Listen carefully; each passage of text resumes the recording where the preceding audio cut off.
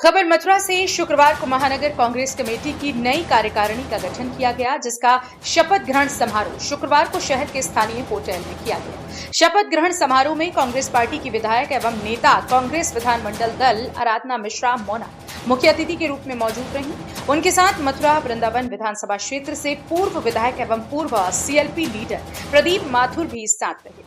शपथ ग्रहण समारोह में शामिल होने से पहले विधायक आराधना मिश्रा मोना ने वृंदावन स्थित ठाकुर बाकी बिहारी मंदिर के दर्शन किए, वंदे मातरम कराकर कार्यक्रम का शुभारंभ किया। आराधना मिश्रा मोना ने संबोधित करते हुए कहा कि पूरे प्रदेश में संगठन सृजन अभियान पूरे जोर शोर से चल रहा है।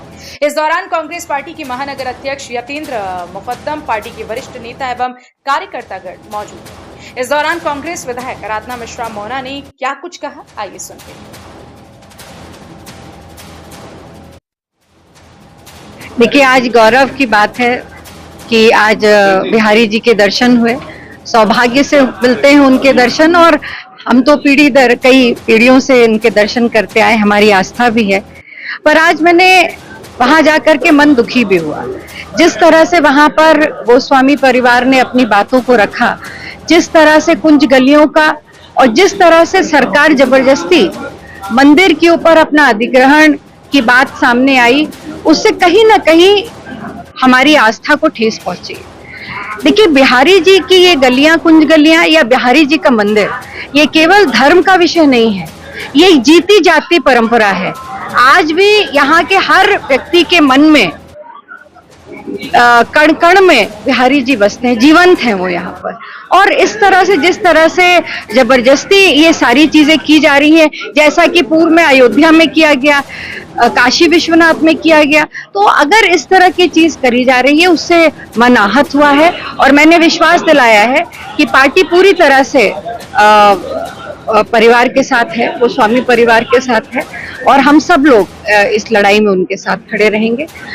और आज दूसरा जो जिस कार्य के लिए मैं आई, जो आज हमारा पद ग्रहण समारोह है, जो नई कार्यकारिणी बनी शहर कांग्रेस महानगर कांग्रेस कमेटी की मथुरा की, उसका पद ग्रहण समारोह है, शपथ भी ग्रहण समारोह है। और जिस संगठन सृजन का कार्यक्रम आदरणीय राहुल जी के देखरेख में, नेतृत्व में, और आदरणीय खड़गे जी के मार्गदर्शन में शुरू हुआ, उसका प्रथम चरण जो समाप्त हुआ, तो आज सभी को, और ऐसा कार्यक्रम आज से लेकर के 7 तारीख के बीच में पूरे प्रदेश के हर जिले में कोई ना कोई हमारा सम्मानित नेता वहां पहुंचा है, और कार्यकर्ताओं से भेंट भी की, उनको शपथ दिलाई, और किस तरह से क्या विश्वास है पार्टी का उन पर, और उनके अंदर एक नई ऊर्जा के साथ वो अपना पद ग्रहण भी करेंगे। इसका चुनाव करीब है, तो उसको लेकर क्या तैयारियां हैं पूरे प्रदेश में? ये तैयारी का तो प्रथम चरण है। आज जो सबसे बड़ी चीज थी कि हमें बूथ तक पहुंचना है, और अपने बूथ तक अपने कार्यकर्ताओं को पहुंचाना। देखिए, कांग्रेस के वोट में कमी नहीं है, हमारे पास हमारी जो कमजोरी थी वो उस वोट को बूथ तक पहुंचाने की थी।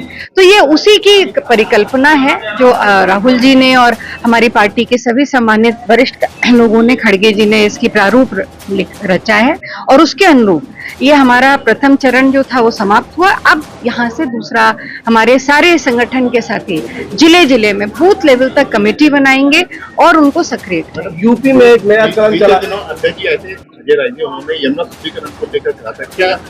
देखिए, जिस तरह से मैं ये कहूंगी कि गंगा और यमुना हमारी आस्था से जुड़ी हुई है, ये जीवनदायिनी है, और जिस तरह से प्रदूषण गंगा में और खासकर यमुना जी में बढ़ता रहा, अभी रास्ते में भी देख के आए क्या परिस्थिति हो गई है।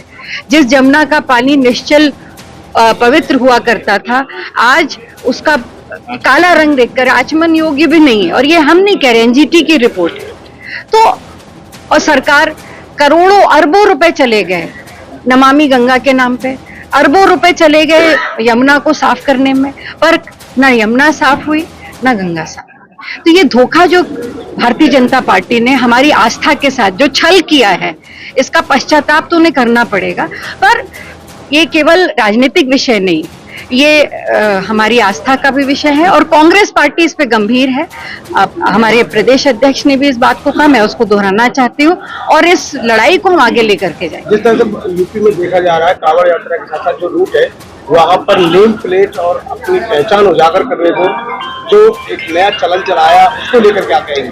देखिए, ये केवल जो सरकार की विफलताएं हैं उससे ध्यान भटकाने के लिए ये सारे काम भाजपा हमेशा करती है। इससे क्या मतलब निकलने वाला है? क्या आज सरकार जो कांवड़ यात्रा में जिस तरह से हमने पिछली बार भी देखा कि किस तरह से लोगों को के साथ जबरदस्तियां की गई, तो ये पूरी तरह से मुझे लगता है इसका कोई औचित्य नहीं बनता।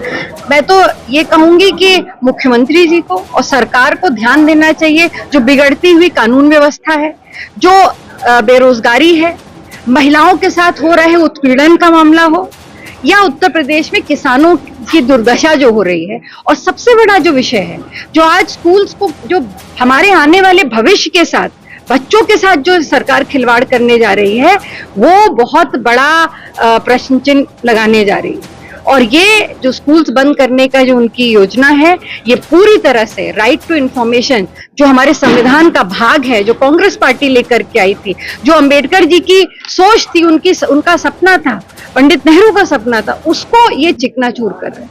और ये बहुत बड़ा एक सवाल है, और इस पूरे मामले को हम चाहते हैं कि सरकार उस पर ध्यान दे, ना कि ये इन बातों का जिनका कोई औचित्य नहीं है।